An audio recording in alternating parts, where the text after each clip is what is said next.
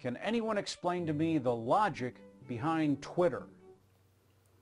Luckily for him, and surely some of you, we can. This is the original Twitter, circa 2006. It was originally designed to work as an extension of the text message. This is Twitter today. A little bit different, no? Let us show you around. We'll start with tweets. A tweet is what happens when you tell the world what's happening right now. The catch is that it cannot be more than 140 characters. Once you start tweeting, people will follow you, so your tweets show up on their timeline. If you think those people are cool enough, you can follow them back, so their tweets show up on your timeline. If you really like someone's tweet, you can @reply them saying so. If you really like it, you can retweet it, so everyone that follows you can also read that same tweet. Want anyone in the world to be able to find your tweet? Add a hashtag. If enough people start using the same hashtag, it will become a trending topic.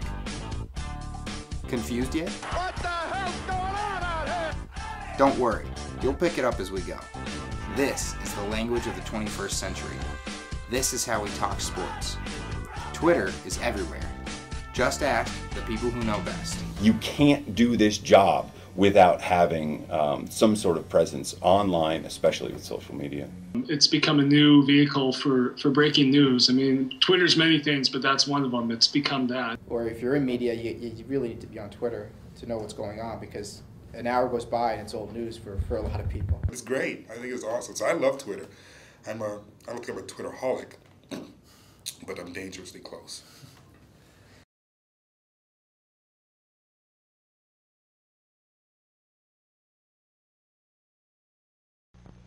The sports section handled in another special department. The sports reporter must be a specialist in his knowledge of sports. He gets his story right at the sporting event and often sends it into his paper play-by-play.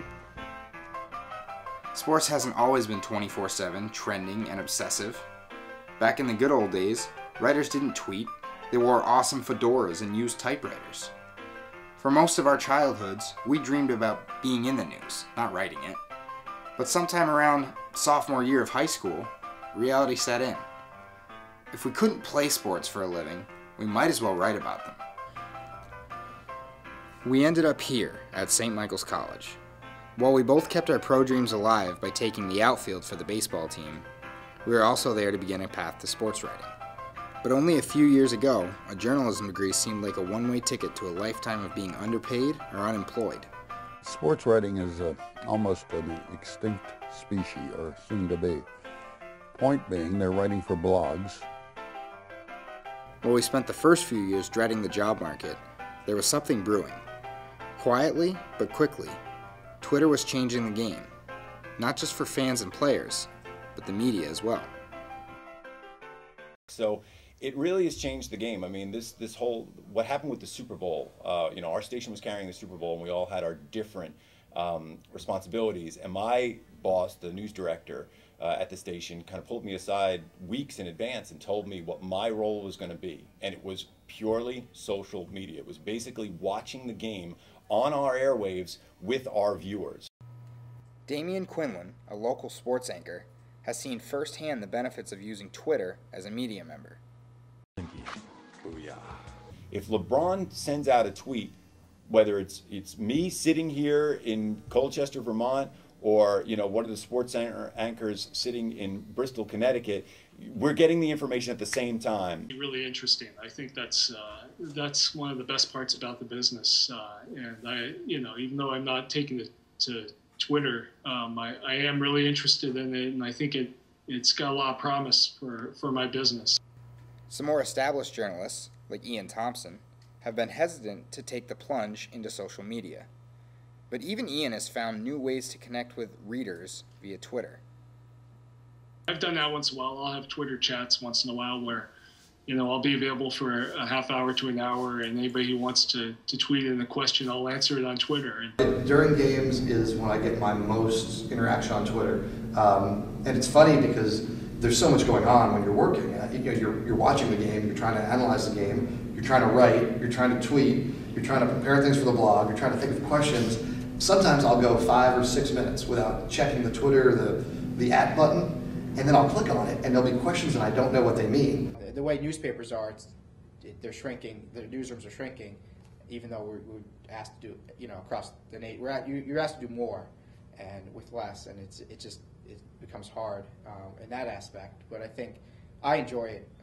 I enjoy doing the social media part. I enjoy blogging, every morning or update the power rankings or whatever. I enjoy going to a game and post to my Twitter account to give updates, because I think there's a need for that out there, especially in Vermont. If you want to just focus on Vermont, because no one else really does it, so I think people are looking for it, and I think that way we can survive. People like the people that cover it live, where now it's kind of like a live blog of fans, and you can go on and outlets will send one of their reporters to a game and just be like, right, your job is to talk with fans. Your job is to you're going to sit here on your computer and it's cover it live, and you write what's going on in the game, and fans will say, oh, what did you make of that play? So that even speeds up the analysis even faster, where fans can kind of dictate what kind of analysis they want, and they can put polls up of who's going to have the biggest third quarter and stuff like that. And it's a way for outlets to interact with fans, but also a way for fans to kind of dictate the analysis that they're getting. But how has the industry dealt with this fundamental change of their job description? With the constant demand for instantaneous coverage, even the most seasoned journalist has had to adapt to the idea of being first. Well, I think the media, sports media, has adapted because we've had to. Before we were the gatekeepers to athletes, right? We were the ones who got the quotes and broke the news. Now athletes via Twitter, they're in charge of their own breaking of news they want to be. Shane Batty, I remember, tweeted who he was signing with. I'm signing with Miami. No reporter was there. That was just him. And so we've had to be nimble. We've had to not resist Twitter, but find a way in which we can use the fact that athletes didn't necessarily need a publicist or reporter to get their information out. How can we as professional journalists still be part of breaking things when athletes have the ability to break it themselves? The newfound ability of the athlete to break their own news has brought some issues to the field of sports journalism. One of the biggest is the idea of being first. I've got to be accurate, and honestly that's a lot of, we're always accurate, whether we're going on the air or online or wherever. We're not going to go with a story unless we know that it's absolutely true. But there's a tremendous amount of pressure because you want to be first. It's a race. Everything. It's all. It's kind of ironic, sports journalism.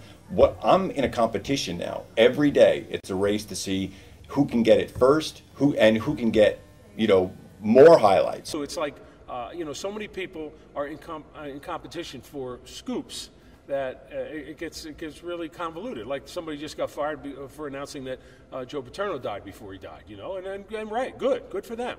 That's a terrible mistake to make. So, but there's so much pressure, there's so many ways to find out information, and there are so many people that are trying to do it that it makes it very, very competitive and very ruthless in a lot of ways.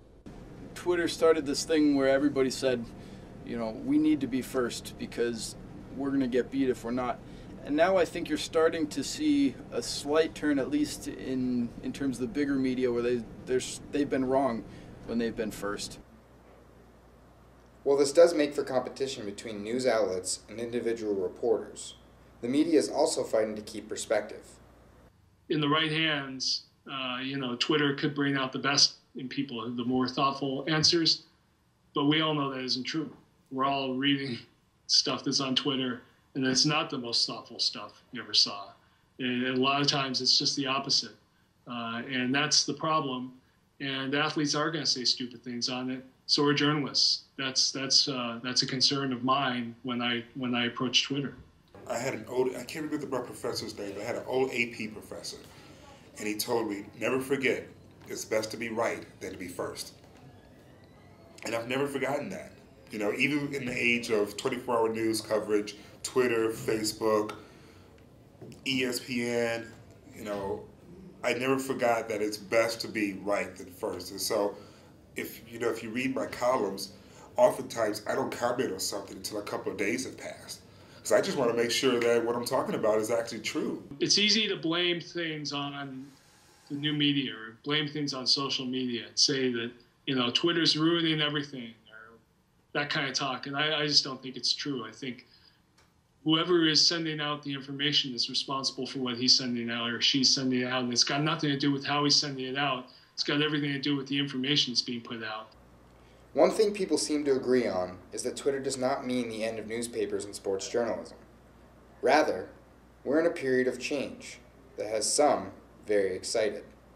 The way social media has exploded in the last 5 or 6 years, I think is a benefit for journalism. I think there's ways for writers to get out there and develop, you know, I don't want to say it, but I think in a way you develop your own brand. You put yourself out there, and you could survive as a freelancer maybe.